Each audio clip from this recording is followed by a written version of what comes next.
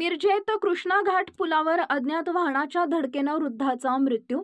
मिरजेतील कृष्णा घाट पुलावर अज्ञात वाहनानं धडक दिल्यानं वृद्धाचा मृत्यू झाल्याची घटना घडली आहे. याबाबत पोलिसात फिर्याद देण्यात आली असून महात्मा गांधी चौक पोलिसांनी अज्ञात वाहन चालकाविरोधात गुन्हा दाखल केलाय.